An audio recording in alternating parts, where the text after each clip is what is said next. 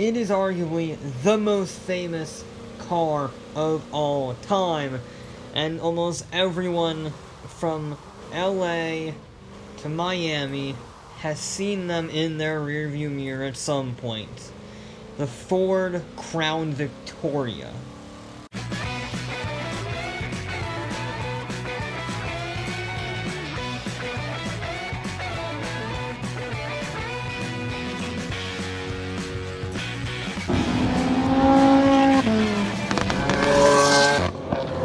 Okay, real quick, if I solely was to do the Crown Victoria, this would be about 5 minutes long.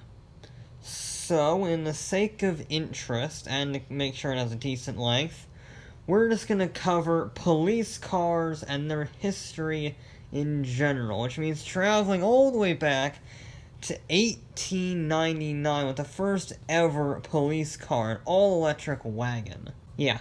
It was designed to carry a squad of police officers, hence the name Squad Car. But it wasn't really that great, like many innovations or inventions. It took a while to sort out the kinks, and pretty soon the Model T came out where the police started using that, but that had its own set of problems, because as the 1930s rolled around and Prohibition was in full swing, these bootleggers had cars that were, well, quite frankly, humiliating the ancient Model Ts of old, and the police couldn't catch them. And that is when the Ford Model 18 showed up with this revolutionary flathead V8. Sure, it made 65 horsepower measly today, but back then, that was one of the fastest cars you could buy. And more importantly, it was dirt cheap, $500 brand new, which means any police department could get their hands on one, and that could rival the bootleggers, which then started modifying their cars, and the police started upgrading. It was a bit of a power war, which eventually led to NASCAR. But arguably more important than the invention of NASCAR itself, the Model 18 and its rivalry with the bootleggers led to an immense brand loyalty with Ford. And it was so popular to have a Ford police car that Ford decided to simplify the process for them and release their own police cars from the factory, called the Interceptor, the first ever purpose-built police car. And this was a massive sales success that continued on to the 1960s. Until Chrysler came along. Chrysler saw that, like the 1930s, the police needed to match the ever-increasing speeds of America's muscle car obsession. So, they offered large sedans with torsion bar suspension, torque flight transmissions, and a naturally aspirated 440 cubic inch V8, making 375 horsepower. These were some of the fastest four-doors in the world, with the Dodge Polaris Pursuit rated at 147 miles an hour. This meant Chrysler kept the lead in police fleet sales for 2 decades. They were an absolute powerhouse in the police fleet market. And then they phased out most of their rear-wheel drive vehicles in the 1980s for affordable, compact hatchbacks and sedans that were front-wheel drive. This reopened the market for the Ford LTD and the Chevrolet Caprice, and the Caprice was the more popular one thanks to its larger size, which meant more storage, and an optional Corvette engine, which always helps. Then, in an unexpected twist, GM ended Caprice production, which in turn handed over the entire police department market to Ford, and they knew how to capitalize off of it. Enter the Crown Vic. Launched in 1992, it's based off of the old Panther platform, and it shares several key aspects that police departments love. They're simple, they're cheap, they're reliable, and they got a decently quick engine. But most importantly of all, they used old-school body-on-frame construction, which meant in the event of an accident, which tends to happen in a police chase, the chassis didn't need to be straightened out, they just needed to fix the bodywork. And then there was that reliable, simple, powerful engine. It had a 4.6-liter modular V8, making a lazy but reliable 250 horsepower. And that was not the only thing that was sturdy in the car. They had steel wheels, beefed up suspension, a beefed up gearbox, a reworked tune for more aggressive shifting, optional fire suppression systems, and even Kevlar-lined front doors. The Crown Vic dominated police sales across the country. I mean, at 1.85% of all police cars in America were Crown Victorias. Even the Russian government used them following the collapse of the USSR. What? This prolific usage led to them being shown in thousands of video games and movies. I mean, it might very well be the most common Hollywood car in any movie ever. You can't see a movie made after 1995 without seeing a police car Crown Vic. But all good things must come to an end. And after 20 years of service, the Crown Vic was discontinued in 2011, although it's still so good that some police departments still have them in their fleets to this day. Which is a little inconvenient for Ford, because in order to replace the Crown Vic, they launched the new Interceptor Sedan based off the Taurus in 2013. The fastest version is basically just a heavily improved Taurus show. So it's got a 3.5-liter twin-turbo EcoBoost V6, making 365 horsepower and 350 torque, going to all four wheels. But that's not all. The brakes are 60% bigger. I mean, they're bigger brakes than a Mustang GT. The radiator gasps 50% more air than the Taurus show. The wheels are designed to hit a curb at 40 miles an hour without braking. The rear doors open a full 90 degrees to make it easier for a perp to get in and out of with handcuffs on. There's optional ballistic side doors just like the Crown Vic, and because traffic stops are super dangerous, it can take a 75-mile-an-hour rear-end impact.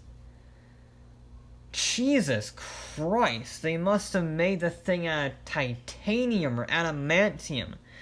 Even the electronic stability control was reworked for emergency driving situations. I'm quoting Ford right there.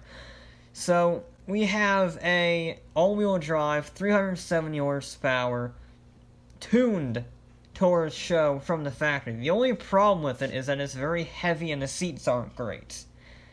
It's a very, very good car for a budget. They're like 10 grand. They're amazing. I'm actually considering buying one. I don't know. Then there's the utilitarian version, which is based on the Explorer. And there's no other way of putting it. It's one of the fastest police cars in America. The EcoBoost V6 is the same one found in the Interceptor Sedan, and it delivers all of that 350 torque at just 1500 RPM, giving it ridiculous acceleration for its size. And unlike your local Karen, who drives a BMW X7, the police actually have a purpose for the SUVs, because it offers greater storage capacity, and it makes it easier for police officers to get in and out of. Because police officers have attested that getting in and out of a sedan is much harder on the knees and the back than an SUV, and you have to do that a lot when you're an officer. Currently, it's estimated that 50% of all cop cars in America are Interceptor utilities. Although that monopoly is getting closed in a little bit thanks to the Dodge Charger police car and the Chevy Tahoe police car, since both of these are body-on-frame construction, which is not shared with either the Interceptor utility or the Interceptor pickup or the Interceptor sedan. Now, I'm not saying that these cars are particularly slow, but there have been faster and more exciting cop cars around the world and in the US specifically.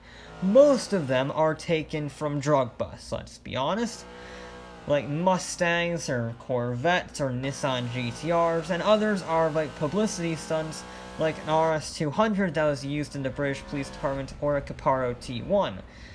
And I guess a plus point if you're a criminal, all of these drug bust cars and publicity stunt vehicles are almost always used for community outreach programs and are not actually on the front lines. So you're not gonna get a Corvette ZR1 engaging in a high-speed pursuit, unfortunately, or fortunately, it depends on if you're watching TV or actually in the chase yourself. That all being said, we do have to travel back to 1982 in California. You see, the California Highway Patrol was tired of being outran in pursuits and wanted a proper interceptor to deal with that. Initially, they went to Chevrolet, who had some issues with their Camaro. The engine didn't work at all. Ford saw GM's failure and used it as their opportunity for success. And Ford partnered with Saleen, to supply the California Highway Patrol with the Mustang Special Service Package, or SSP. While many thought the lack of usable rear seats would be its undoing, the Mustang SSP and its naturally aspirated 5-liter V8 gave bulletproof reliability and incredible performance to America's highways, and pretty soon it began to spread like wildfire across the nation and even across the border into Canada for interceptors. By the end of production in the 1990s, 15,000 of these things were made. And if you want to know what the coolest job ever for any police car in history has been before or since, it was even used by NASA as a chase car to land the U-2 spy plane. How was that for a job? Oh yeah, I race a Mustang police car down a runway while chasing a Cold War era spy plane so it doesn't crash and explode. That is a job and a half right there. And not quite as crazy, but a bit more relevant, in Australia, the Mustang SSP legacy is still going on. You see, now that the Falcon has been discontinued there, some departments are actually switching to the S550 Mustang GTs.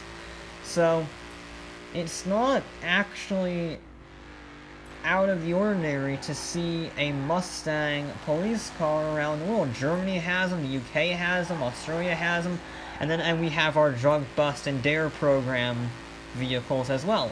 Now, I'm not going to comment on the police role in American society. I am nowhere near qualified enough, and this is nowhere near an adequate channel to express those opinions or facts. This is a car channel for car stuff, so if we can take the controversy of the police as a department, as a group, and their perception in the American public out for a second, because that is a very serious topic that deserves a very serious video that is not found, talking about Ford Mustang police cars while the Corvette drifts sideways in the background. They have truly incredible vehicles. They always have been, and they probably always will. Because at the end of the day, they sort of need them. They are a very specialized group, and they need specialized vehicles to cope with their unique demands in everyday work. And when these specialist vehicles reach the end of their lifespan, they no longer go into the taxi industry, which means you can pick them up for cheap with less than 200,000 miles. And they can be very well maintained with incredibly high performance, and they might just be some of the safest vehicles on the road with their extra reinforcements that I mentioned earlier. These police cars are not only technical marvels of engineering, they also are some of the most famous vehicles in the history of cars.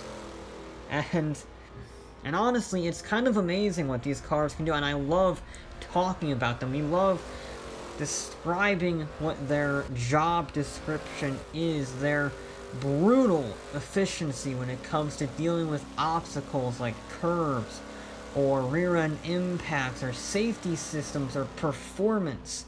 We love talking about them right up until we see them in our rear view mirrors.